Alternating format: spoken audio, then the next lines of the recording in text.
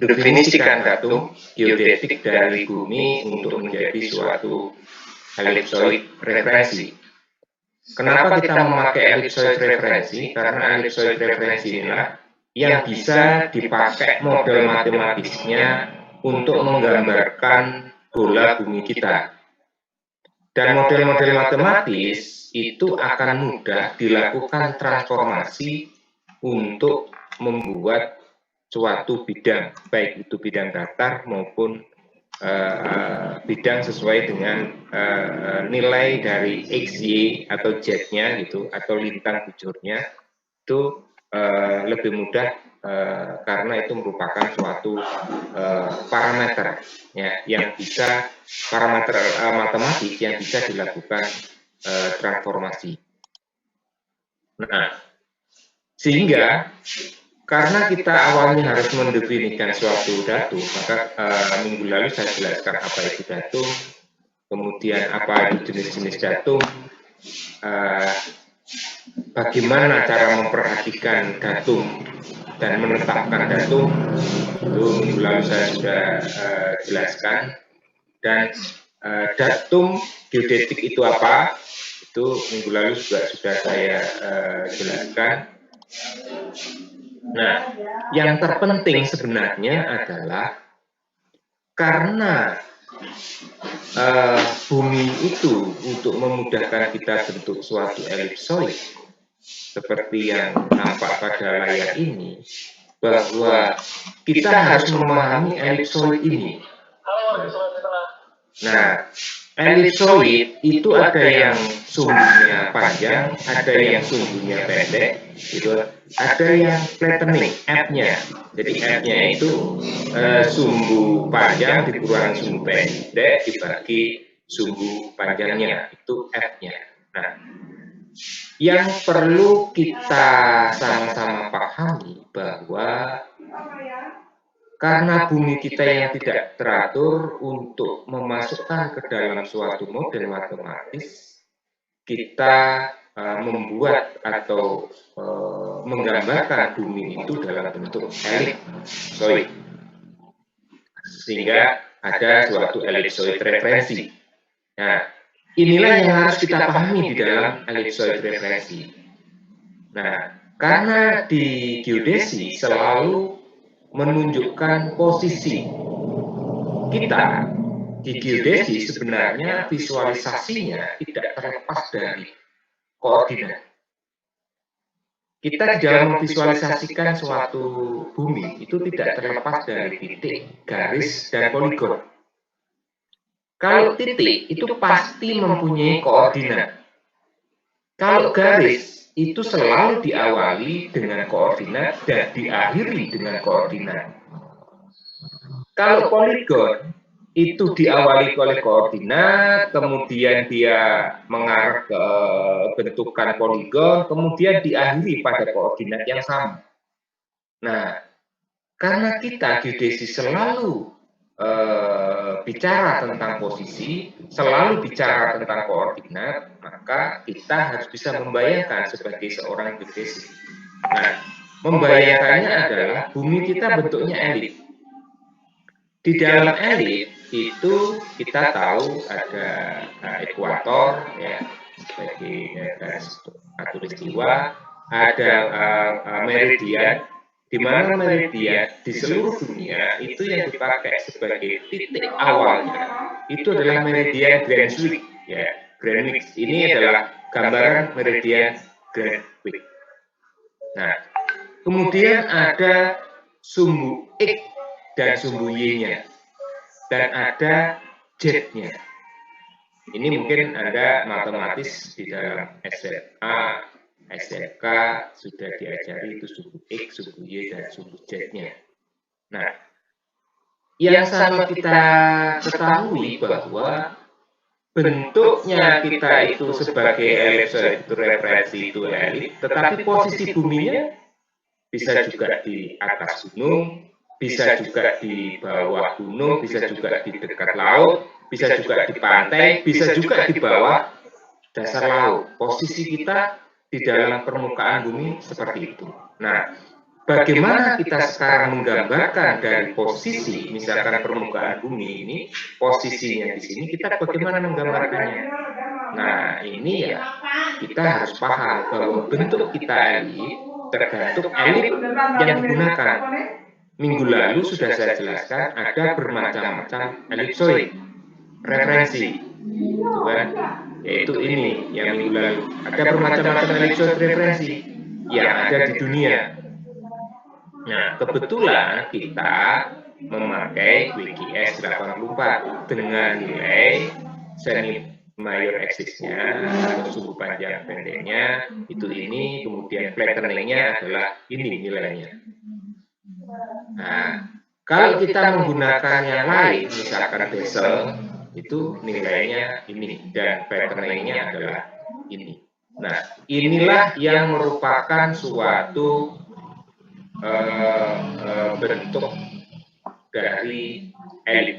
Kita kembali lagi sekarang ke sini. Nah, ini harus sama-sama kita pahami bahwa suatu koordinat, misalkan posisi ini, kita tinggal melihat koordinat apa. Kalau ini koordinat kartesian, dia adalah diawali dengan nilai x, y-nya, dan z-nya. Ini misalkan A, ya ada XA, YA, dan ZA. Kalau kita lihat dari lintang bujur, koordinat geodetik, jadi ada lintang, jadi lintang ini dilihat dari ekuator, nolnya yang primbit, gitu kan. Kemudian ada bujurnya, dan ada tingginya. Nah, ini yang harus kita pahami bahwa koordinat kartesian, koordinat geodetik. Nanti masih ada banyak lagi gambaran tentang koordinatnya, ya. Atau sistem koordinat, gitu. Nah, kalau kita pahami sekarang juga, kalau kita lihat dari bentuk bumi kita yang bentuknya bulat atau mendekati elip, gitu kan. Nah, ada sumbu panjang elipsoid atau mayor, ya, sumbu pendek elipsoid adalah minor. Makanya di dalam penentuan datum referensi tadi ada semi mayor dan minor serta flattening F-nya. Ini penggempengan atau flattening elipsoid F-nya. Nah, kalau kita mempunyai suatu posisi, misalkan posisi itu adalah yang warna merah kecil ini, maka ini diukur dari titik. Misalkan ini merupakan suatu titik, gitu kan. Di permukaan bumi misalkan P, maka ini ada lintangnya, ada bujurnya, dan ada tingginya, A-nya. Ini tingginya. Nah, sehingga kalau ini merupakan kartesian referensi koordinat dalam suatu sistem, sehingga kalau kita proyeksikan P itu adalah bentuknya seperti ini, ada X dan ada Y-nya. Kemudian juga untuk kartesian referensi koordinatnya ada titik P-nya, itu adalah untuk proyeksinya. Ini misalkan ada suatu model, kita tergantung pada datum apa yang kita pilih untuk bentuk dari elipsoidnya. Nah, sekarang yang harus kita pahami bahwa tadi ada sistem referensi koordinat. Nah, di dalam sistem referensi koordinat, apa itu sebenarnya sistem referensi koordinat? Itu suatu sistem yang di dalamnya itu ada konsep, ada deskripsi basis, serta standar, ya, atau parameter yang digunakan dalam mendefinisikan koordinat dari suatu atau beberapa titik di dalam ruang. Itu menurut Pak Abidin, ya, itu. Nah, kalau kita lihat sekarang, posisi suatu titik dapat dilihat secara kuantitatif melalui koordinat yang ditetapkan dalam suatu sistem koordinat telemetris dengan titik nol pada pusat bumi. Jadi titik nolnya itu pada pusat bumi, ya, atau geosentris ataupun pada permukaan bumi yang disebut toposentris. Kalau di permukaan bumi disebut topocentris. Nah, agar koordinat ini konsisten dan standar, diperlukan suatu sistem yang bisa menyatakan koordinat. Sistem tersebut adalah namanya sistem referensi koordinat, atau sering juga disebut sistem koordinat, ya, atau realisasinya dinamakan kerangka referensi koordinat. Nah, kita kalau misalkan kita tidak menggunakan suatu datum atau referensi koordinat, kita bisa menggunakan koordinat lokal. Koordinat lokal akhirnya bentuknya seperti ini, koordinat lokal. Ada S-nya, ada N-nya, ada H-nya.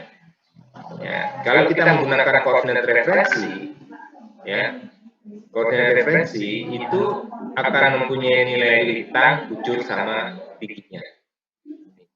Ini adalah sistem referensi koordinat. Nah, inilah yang harus Anda benar-benar pahami, ya, di mana nilai daripada koordinat di suatu sistem referensi koordinat itu memang tergantung kepada datum yang digunakan. Nah, sekarang kita bisa melihat sebenarnya apa itu sistem koordinat dan datum geodetik. Gitu kan. Nah, di dalam kita menentukan suatu posisi, suatu titik dapat dinyatakan secara kualitatif maupun kuantitatif. Contohnya apa? Misalkan suatu posisi rumah itu kalau kualitatif, rumahnya di persimpangan Jalan Kentang dan Jalan Goreng, misalkan, persis di sebelah rumah sakit, semua sangat enak, misalkan begitu. Nah, secara kuantitatif, posisi suatu titik dinyatakan dengan koordinat, ya, baik yang bentuknya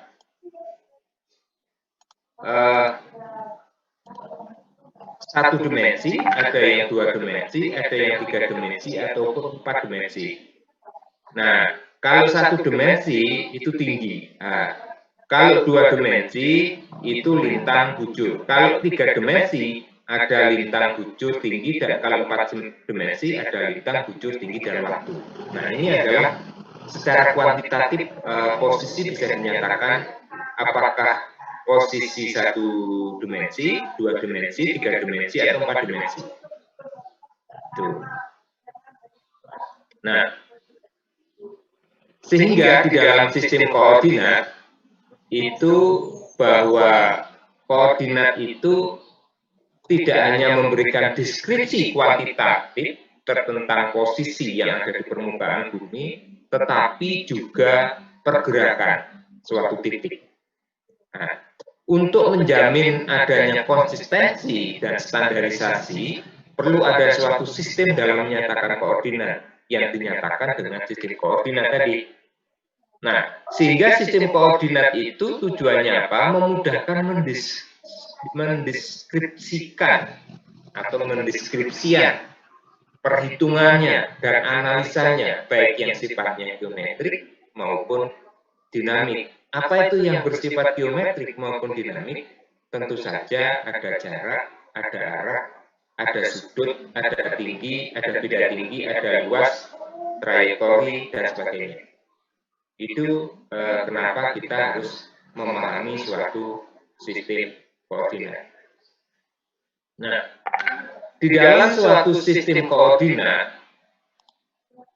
dan kerangka referensi koordinat, nah, di dalam sistem referensi koordinat itu, yang tadi saya katakan bahwa merupakan suatu sistem, termasuk di dalamnya ada teori, ada konsep, ada deskripsi fisik, ada geometris, standar, dan parameter yang digunakan dalam mendefinisikan suatu koordinat. Nah, kerangka referensi koordinat tadi yang saya jelaskan dimaksudkan sebagai realisasi praktis dari suatu sistem referensi, sehingga sistem tersebut dapat digunakan untuk mendeskripsikan secara kuantitatif posisi titik-titik tadi, gitu kan. Baik yang di permukaan bumi itu kerangka terestris, kalau di permukaan bumi itu merupakan suatu kerangka terestris, ataupun di luar bumi kerangka celestia atau ekstraterestri. Yang di luar bumi seperti apa? Itu untuk penentuan titik koordinat satelit. Ada satelit posisi seperti GPS, GLONASS, GNSS, gitu kan. Kalau ada posisi yang untuk image, ada Citra Bird, ada Citra Spot, Landsat, ada Citra World View, gitu kan. Itu adalah digunakan untuk di luar bumi. Nah, kerangka referensi biasanya direalisasikan dengan melakukan pengamatan geodetik dan umumnya direpresentasikan dengan menggunakan suatu set koordinat dari sekumpulan titik maupun objek, ya, seperti satelit, bintang, dan kuasar. Nah, ini yang sebenarnya selalu Pak Deka ulangi supaya kita sama-sama pahami. Sebenarnya di dalam sistem koordinat itu ada parameternya. Nah, lokasi titik nol dari suatu sistem koordinat kita harus paham. Jadi karena ini pusat bumi, jadi titik nolnya untuk tinggi adalah selalu pada posisi ini. Ya. Nah, orientasi dari sumbu-sumbu koordinat dan besaran kartesian maupun kurvilinier yang digunakan untuk mendefinisikan posisi suatu titik dalam sistem suatu koordinat. Jadi kalau bumi kita itu bentuknya seperti ini, kalau kita gambarkan proyeksinya misalkan menggunakan kerucut seperti ini, dan posisi kalau kita lihat elipsoid seperti ini adalah meridian Greenwich, ini adalah ekuator, sehingga kalau kita menggambarkan koordinat kartesiannya, ini adalah nilai X-nya, ini Y-nya, ini Z-nya. Kalau di permukaan bumi, misalkan kita menentukan titik A, maka kalau kita lihat koordinat kartesiannya, itu adalah X-A-nya ini, Y-A-nya ini, dan Z-A-nya ini. Tapi kalau kita melihat koordinat geodetik, berarti lintang A-nya itu ini, dari ekuator, ya, khatulistiwa, ya, kemudian nilai bujurnya itu dihitung dari meridian Greenwich, gitu kan. Ini nilai bujurnya. Baru nilai tingginya adalah nilai tinggi dari awal pusat buminya. Tergantung pada nilai elitnya. Ini adalah yang menggambarkan tentang parameter sistem koordinat. Nah, sistem koordinat yang umum digunakan dalam geodesi banyak sekali. Ada sistem koordinat geodetik, sistem koordinat kartesian geosentrik, ada sistem koordinat geografis, ada sistem koordinat proyeksi peta. Nah, ini yang gambar ini sebenarnya toposentris dan geosentris. Nah, ini adalah lokal, jadi mungkin ada sistem koordinat lokal, gitu kan. Ini bisa saya tambah sistem koordinat lokal untuk menggambarkan daripada sistem koordinat. Nah, Pak Dika tidak akan menjelaskan secara terlalu panjang, atau mungkin saya jelaskan sedikit. Nanti saya kasih tugas, jadi mumpung Pak Dika ingat, tolong tugasnya dicatat, dan minggu depan gantian yang mempresentasikan adalah Anda. Tugas yang satu dulu sementara disimpan dulu, nanti tinggal diumumkan, tapi Pak Dika ingin karena saya lihat tadi begitu absen, tidak semuanya melihat, jadi Anda bisa berdiskusi di kelompok untuk memahami sistem koordinat. Itu kan. Nah, tugasnya itu ditulis saja. Nanti kalau kurang saya tambahi juga tugasnya, karena tugasnya tadi belum mempersiapkan secara detail. Tugasnya adalah yang pertama, sudah megang ballpoint semua? Tugasnya itu adalah Anda menggambarkan. Nah, menggambarkan suatu sistem koordinat begini, ya. Tetapi satu-satu, kalau sistem koordinat geodetik itu gambarannya seperti apa? Kalau Anda nanti bisa cari di internet, di dalam, kalau dalam bahasa Indonesia tidak terlalu banyak, cari aja map projection, gitu kan, banyak sekali, gitu kan, di dalam apa itu teori-teori. Kemudian sistem koordinat kartesian geosentrik itu gambarannya kayak apa? Kalau perlu ada contohnya. Sistem koordinat geodetik ada gambar, ya. Gambarnya boleh Anda gambar digital, boleh manual, boleh Anda kasih warna-warna, boleh gitu kan. Ya. Dan nanti dipresentasikan minggu depan. Ya, dibuat kelompok. Kemarin sudah ada kelompoknya ya? Sudah, Pak. Sudah, ya. Sudah, Pak. Oke, makasih. Sudah, Pak. Oke, makasih. Kemudian ada sistem koordinat geografis, ada sistem koordinat proyeksi peta, ada sistem koordinat lokal. Ini nanti ditambahin lagi sistem koordinat lokal supaya tahu bedanya apa itu yang kemudian ada sistem koordinat kartesian dan geodetik ini. Jadi geodetik sudah, kartesian, jadi kartesian geosentrik. Jadi tinggal geografis dan proyeksi peta serta koordinat lokal. Serta buat contohnya, ya karena Anda kalau melihat ini tidak terlalu sulit, gitu kan. Tapi sama contohnya. Jadi misalkan menentukan suatu posisi, ya titik dan masing-masing gambar minimal 2 titik. Jadi kalau ini 1 titik, mungkin Anda tinggal gambar gitu agak panjang begini, 2 titik itu. 2 titik misalkan B, jadi A sama B, nanti posisinya dia berapa gitu, supaya bisa menggambarkan kalau kita menghitung jarak antara A B itu bisa dari koordinat, ya kan? Halo, Anda kan sudah mempelajari ilmu tanah, jadi kalau menentukan suatu apa itu jarak itu dari 2 koordinat bisa diketahui jarak, ya. Dan juga itu bisa dihitung azimutnya juga sebenarnya. Nah ini Anda masing-masing 2 Anda bisa gambar gitu, kasih warna, ya supaya menarik, jangan hitam putih gitu. Kalau ada warnanya begini ya lebih bagus, tapi kalau Anda sudah biasa menggunakan di digital juga akan lebih bagus. Nah, saya teruskan sedikit supaya kita punya gambaran tentang teori sistem koordinat itu. Ya. Nah, di dalam bidang geodesi atau geomatika, suatu posisi atau posisi suatu titik itu biasanya dinyatakan dengan koordinat. Itu pasti, karena Pak Dika tadi jelaskan bahwa sebenarnya kita itu geodesi tidak terlepas dari posisi. Sebenarnya tidak terlalu sulit geodesi, selalu posisi. Nanti menggambarkan pun paling dari 3 tadi yang disebutkan Pak Dika, kalau enggak titik, garis, atau poligon, kan gitu. Dan titik, garis, poligon itu akan selalu mempunyai nilai koordinatnya.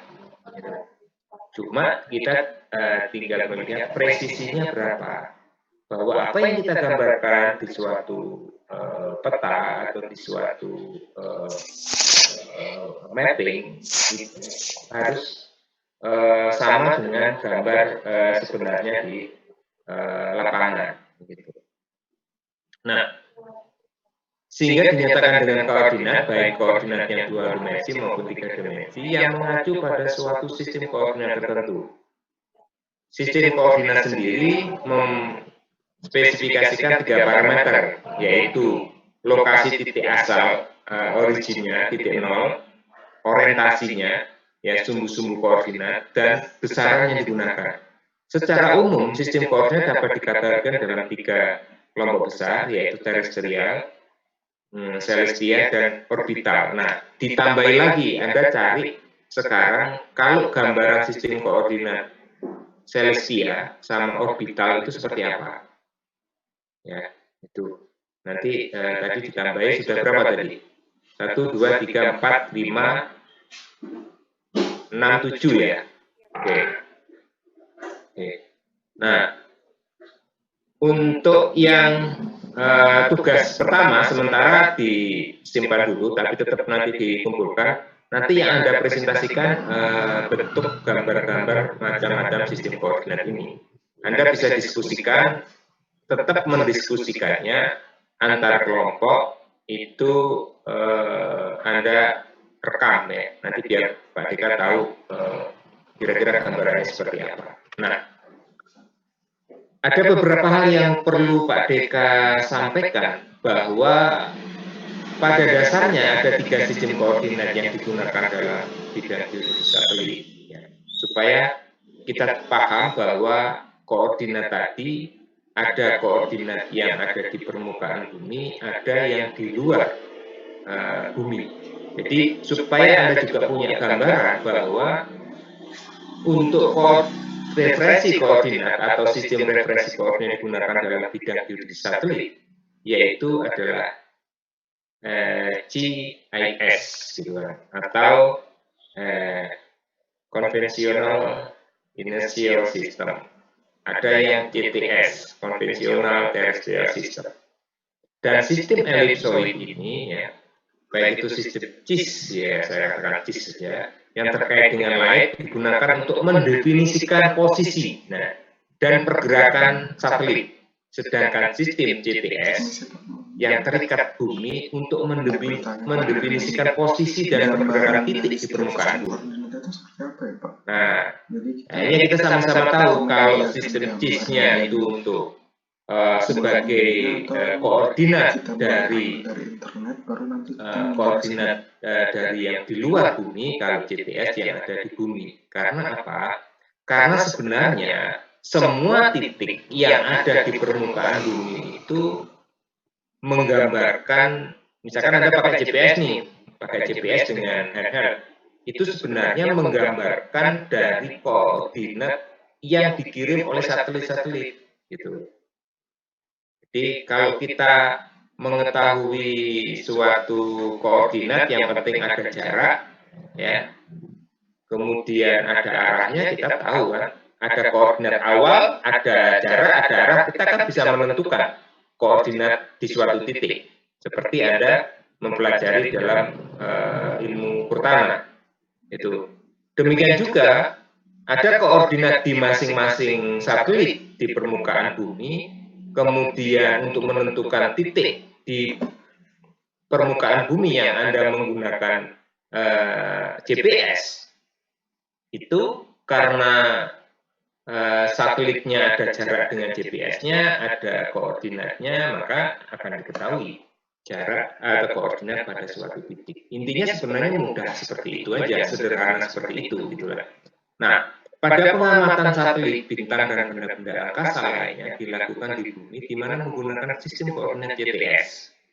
Sedangkan benda-benda tersebut berada di angkasa yang menggunakan sistem koordinat CIS. Oleh karena itu, diperlukan transformasi koordinat dari CIS ke GTS maupun sebaliknya. Nah, kita sekarang sudah tahu nih, bahwa kalau sistem CIS itu adalah untuk benda-benda di langit, GTS untuk yang ada di permukaan bumi. Nah, dalam transformasi tersebut melibatkan berbagai faktor, yaitu rotasi, bumi, gerakan kutub, presisi, dan notasi. Dengan kompleksnya persamaan, maka diperlukan suatu program untuk melakukan perhitungan. Nah, kalau kita bicara tentang ini, jadi kalau CIS sama CTS itu sebenarnya adalah adanya suatu perubahan ya, perubahan sedikit, bahwa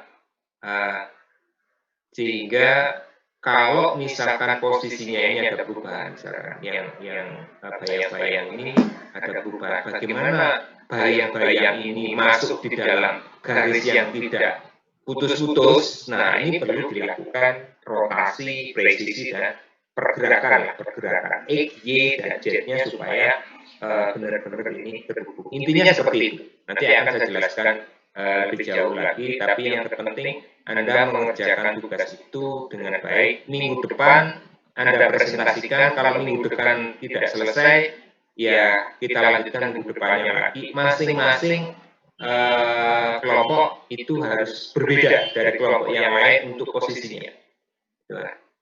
Ya. Kalau makanya harus kerjakan sendiri. Kalau sama tak suruh mengulangi, Anda menggambar lagi, ya, supaya Anda melatih untuk menentukan koordinat. Ingat, masing-masing sistem itu 2 titik, ya. Dan harus ada contohnya, itu.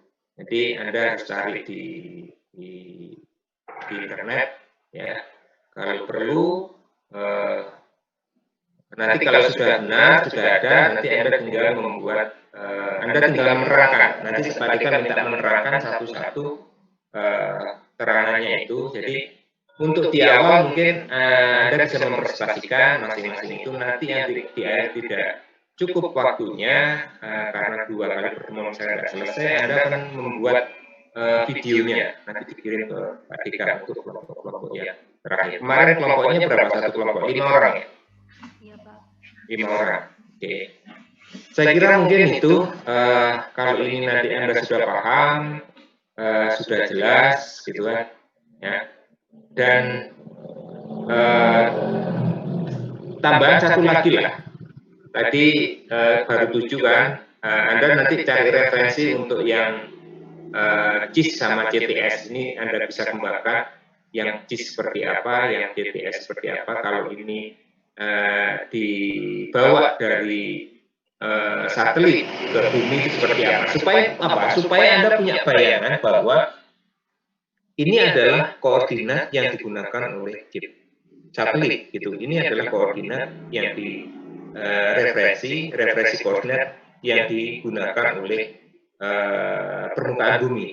Nah, karena satelit itu bergerak terus, bahwa bumi itu juga bergerak terus gitu kan, sesuai dengan porosnya, ya, karena ada siang, malam dan seterusnya. Kalau kita sama-sama pahami dan satelit mengikuti, belum lagi kita bergerak mengelilingi matahari gitu kan, pergerakan itu sebenarnya adanya suatu perbedaan sedikit, makanya perlu melakukan transformasi koordinat, ya.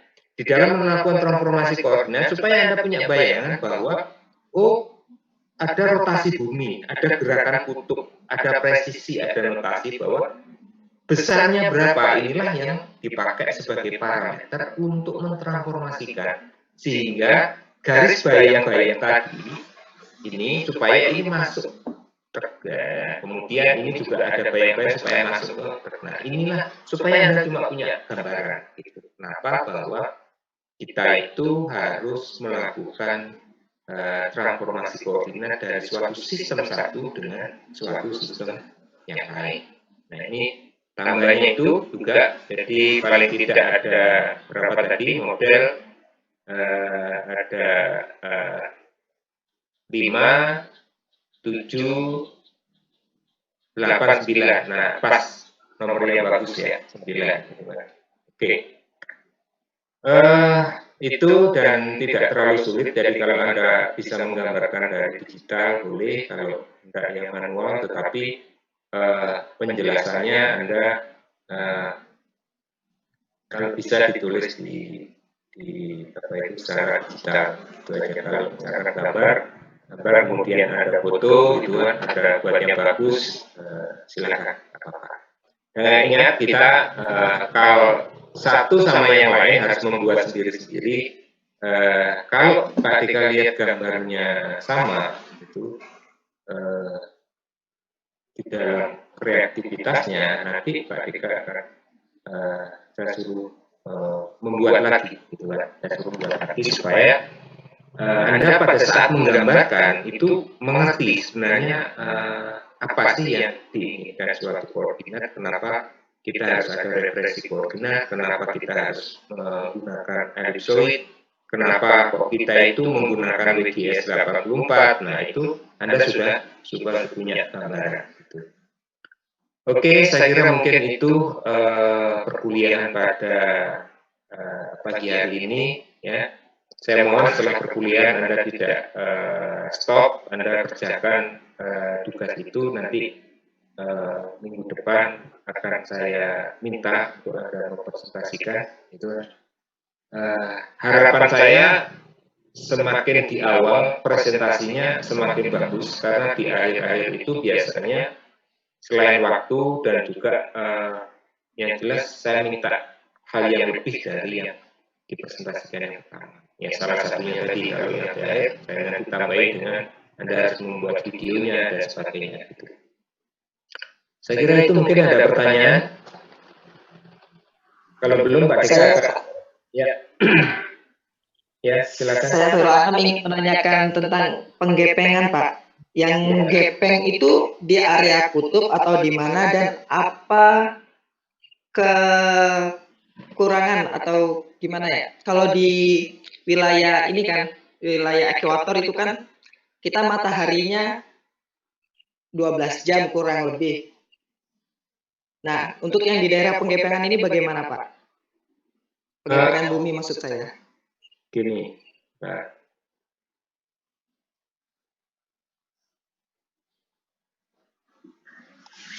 Oke.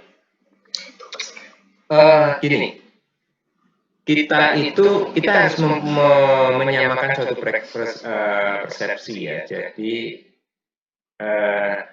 sebenarnya yang dikatakan penggepengan itu bukan penggepengan bumi. Jadi supaya bentuk elipsoid, gitu, bentuk elipsoid itu benar-benar elip, kita harus tahu parameter elipsoidnya itu. Gitu. Nah, parameter elipsoid, kalau kita gambarkan bentuk elipsoid, itu kan tidak terlepas dari sumbu panjang. Jadi misalkan ini sumbu panjangnya dari sini, gitu kan? Ini anggap aja ini yang paling panjang bentuk elipnya, ini yang bentuknya pendek, gitu kan? Nah, ini adalah sumbu panjang, sumbu pendeknya. Nah, untuk sumbu panjang sama sumbu pendeknya, kira-kira bentuk elipsoid ini untuk mendekati sumbu panjang sumbu pendeknya itu penggepengan untuk bentuk elipnya itu seperti apa? Bukan digepengkan sampai gepeng, enggak. Jadi ini tergantung kepada nilai A dan nilai B-nya gitu. Makanya penggepengan itu rumusnya adalah sumbu panjang A dikurangi sumbu pendek dibagi sumbu panjangnya, supaya kita memberikan gambaran, oh ini parameter penggepengannya, gitu. Jadi semi mayor ya, atau sumbu panjang sumbu pendeknya, inilah yang akan dipakai untuk melakukan transformasi. Jadi kalau Anda menghitung suatu koordinat, parameternya apa? Kalau WGS 84, parameternya itu ini. Jadi semi mayornya dan flatteningnya itu ini, atau penggepengannya itu ini, gitu. Kalau Anda menggunakan Indonesia Datum 1974 itu semi mayornya itu ini, flatteningnya itu ini. Ini hanya digunakan untuk perhitungan gitu loh.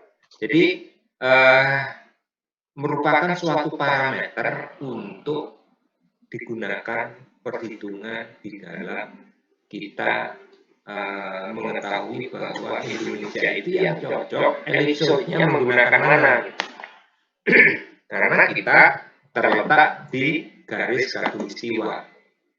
Nah, berdasarkan riset sebelumnya bahwa kalau Indonesia karena juga menggunakan GNSS, GPS, yang banyak itu menggunakan WGS 84, sehingga sekarang Indonesia menggunakan datum elipsoidnya WGS 84. Itu ya, supaya pemahaman kita bisa, supaya tidak lebih jauh, paling tidak bahwa nilai sumbu panjang sumbu pendek dan penggepengan itu dipakai sebagai parameter untuk datum referensi perhitungan koordinat-koordinat yang ada di Indonesia. Gitu. Begitu ya, bisa dipahami ya. Oke. Baik, ada lagi pertanyaan?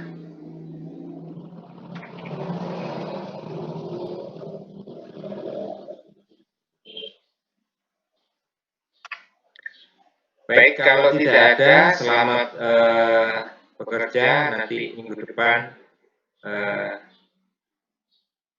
Anda harus mempresentasikan. Kalau bisa, dibuatlah suatu manajemen yang bagus gitu, yang siapa yang presentasi pertama, kedua, dan ketiga, dan seterusnya. Karena biasanya setiap pertemuan tidak terlalu banyak dan kita punya waktu paling tidak setiap pertemuan Anda mempresentasikan